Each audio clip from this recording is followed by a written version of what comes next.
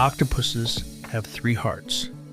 2 of those hearts pump blood to the gills, while the third pumps blood to the rest of the body. The strange part is that when an octopus swims, the systemic heart actually stops beating. That means swimming becomes extremely inefficient and exhausting for them. It's almost like trying to run while your body is not circulating oxygen properly. Because of this, octopuses prefer to crawl along the ocean floor rather than swim.